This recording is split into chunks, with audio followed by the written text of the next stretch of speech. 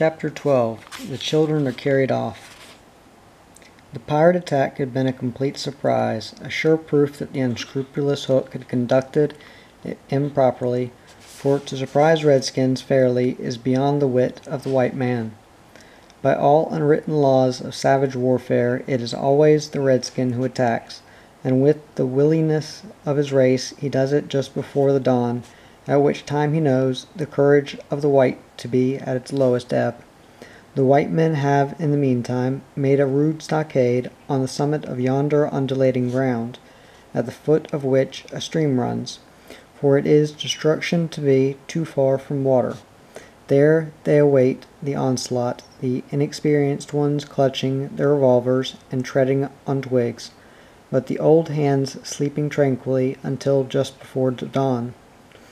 Through the long black night the savage scouts wriggle, snake-like, among the grass without stirring a blade. The brushwood closes behind them as silently as sand into which a mole has dived. Not a sound is to be heard, save when they give vent to a wonderful imitation of the lonely call of the coyote.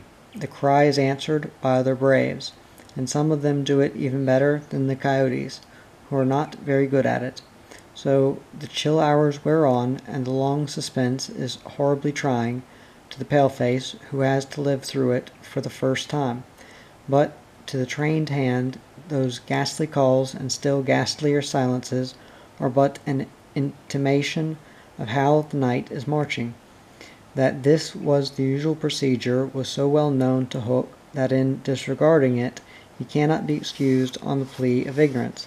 The Pickaninnies, on their part, trusted implicitly to his honor, and their whole action of the night stands out in marked contrast to his. They left nothing undone that was consistent with the reputation of their tribe, with the alertness of the senses, which is at once the marvel and despair of civilized people. They knew that the pirates were on the island from the moment one of them trod on a dry stick, and in an incredibly short space of time the coyote cries began. Every foot of ground between the spot where Hook had landed his forces and the home under the trees was stealthily examined by braves wearing their moccasins with the heels in front. They found only one hillock with a stream at its base, so that Hook had no choice. Here he must establish himself and wait for just before the dawn, everything being thus mapped out with almost diabolical cunning. The main body of the redskins folded their blankets around them, and in the phlegmatic manner that is to them the pearl of manhood squatted above the children's home, awaiting the cold moment when they should deal pale death. Here dreaming, though wide awake, of the exquisite tortures to which they were to put him at break of day, those confiding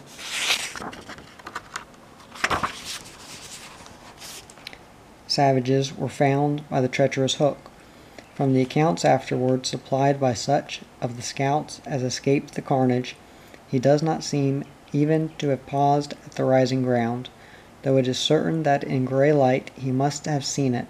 No thought of waiting to be attacked appears, from first to last, to have visited his subtle mind. He would not even hold off till the night was nearly spent. On he pounded, with no policy but to fall to. What could the bewildered scouts do, masters as they were of every warlike artifice save this one, but trot helplessly after him, exposing themselves fatally to view, the while they gave pathetic utterance to the coyote cry? Around the brave Tiger Lily were a dozen of her stoutest warriors, and they suddenly saw the perfidious pirates bearing down upon them. Fell from their eyes than the film through which they had looked at victory. No more would they torture at the stake. For them the happy hunting grounds now. They knew it, but as their father's sons they acquitted themselves. Even then they had time to gather into a phalanx that would have had been hard to break had they risen quickly. But this they were forbidden to do by the traditions of the race. It is written that the noble savage must never express surprise in the presence of the white. thus terrible as the sudden appearance of the pirates must have been to them. They remained stationary for a moment, not a muscle moving, as if the foe had come by invitation. Then indeed the tradition gallantly upheld, they seized their weapons, and the air was torn with the war-cry, but it was now too late. It is no part of ours to describe what was a massacre rather than a fight. Thus perished many of the flower of the Piccaninny tribe.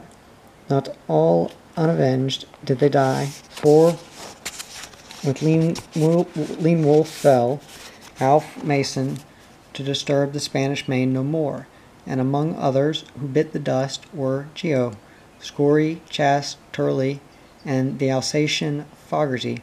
Turley fell to the tomahawk of the terrible Panther, who ultimately cut a way through the pirates with Tiger Lily and a small remnant of the tribe. To what extent Hook is to blame for his tactics on this occasion is for the historian to decide. Had he waited on the rising ground till the proper hour, he and his men would probably have been butchered, and in judging him it is only fair to take this into account. What he should perhaps have done was to acquaint his opponents that he proposed to follow a new method. On the other hand, this, as destroying the element of surprise, would have made his strategy of no avail, so that the whole question is beset with difficulties. One cannot at least withhold a reluctant admiration for the wit that had conceived so bold a scheme, and the fell genius with which it was carried out. What were his own feelings about himself at that triumphant moment? Fain would his dogs have known, as, breathing heavily and wiping their cutlasses, they gathered at a discreet distance from his Hook, and squinted through their ferret eyes at this extraordinary man. Elation must have been in his heart, but his face did not reflect it. Ever a dark and solitary enigma, he stood aloof from his followers in spirit as in substance. The night's work was not yet over, for it was not the redskins he had come out to destroy. They were but the bees to be smoked, so that he should get at the honey. It was Pan he wanted, Pan and Windy, and their band, but chiefly Pan. Peter was such a small boy that one tends to wonder at the man's hatred of him. True, he had flung Hook's arm to the crocodiles, but even this, and the increased insecurity of life to which it led, owing to the crocodile's pertinacity, hardly account for a vindictiveness so relentless and malignant. The truth is that there was a something about Peter which goaded the pirate captain to frenzy. It was not his courage, it was not his engaging appearance, it was not. There is no beating about the bush, for we quite know well what it was, and have got to tell. It was Peter's cockiness. This had got on Hook's nerves, it made his iron claw twitch, and at night it disturbed him like an insect. While Peter lived, the tortured man felt that he was a lion in a cage, into which a sparrow had come. The question now was how to get down the trees, or how to get his dogs down. He ran his greedy eyes over them, searching for the thinnest ones. They wriggled uncomfortably, for they knew he would not scruple to ram them down with poles. In the meantime, what of the boys? We have seen them at the first clang of weapons, turned as it were into stone figures, open-mouthed, all appealing with outstretched arms to Peter, and we return to them as their mouths close, and their arms fall to their sides. The pandemonium above had ceased almost as suddenly as it arose, passed like a fierce gust of wind, but they knew that in the passing it had determined their fate. Which side had won? The pirates, listening avidly at the mouths of the trees, heard the question put by every boy, and alas, they also heard Peter's answer. If the redskins have won, he said, they will beat the tom-tom. It is always their sign of victory. Now Smee had found the tom-tom, and was at that moment sitting on it. You will never hear the tom-tom again, he muttered. But inaudibly, of course, for strict silence had been enjoined. To his amazement, Hook signed to him to beat the tom-tom, and slowly there came to Smee an understanding of the dreadful wickedness of the order.